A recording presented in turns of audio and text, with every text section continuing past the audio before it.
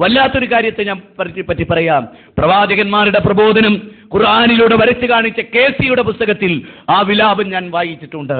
ആ വിലാപം നമ്മുടെ പ്രബോധനത്തിന്റെ ചരിത്രം പറയുന്ന പുസ്തകങ്ങളിൽ ആ വിലാപം നമ്മൾ വായിച്ചിട്ടുണ്ട്. ആ വിലാപം എന്ന് പറയുന്നത് ലോകത്തെവിടെയെങ്കിലും ഒരു പ്രവാചകനെ അള്ളാഹു നിയോഗിച്ചിട്ട് ആ പ്രവാചകനെ അറിയാത്ത ഒരു മനുഷ്യരും ആ നാട്ടിൽ, അതായത് ആ പ്രവാചകൻ അറിയാത്ത ഒരു മനുഷ്യരുണ്ടായിരുന്നില്ല ആ നാട്ടിൽ.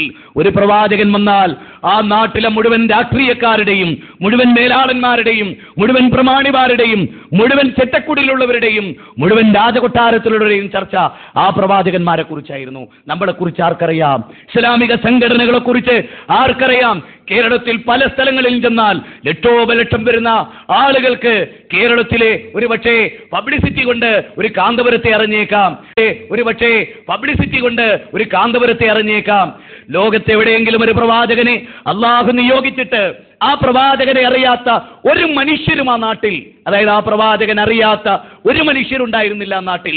ഒരു പ്രവാചകൻ വന്നാൽ ആ നാട്ടിലെ മുഴുവൻ രാഷ്ട്രീയക്കാരുടെയും മുഴുവൻ മേലാളന്മാരുടെയും മുഴുവൻ പ്രമാണിമാരുടെയും മുഴുവൻ ചെറ്റക്കുടിലുള്ളവരുടെയും മുഴുവൻ രാജകൊട്ടാരത്തിലുള്ളവരുടെയും ചർച്ച ആ പ്രവാചകന്മാരെ കുറിച്ചായിരുന്നു. നമ്മളെ കുറിച്ച് ആർക്കറിയാം? ഇസ്ലാമിക സംഘടനകളെ കുറിച്ച് ആർക്കറിയാം?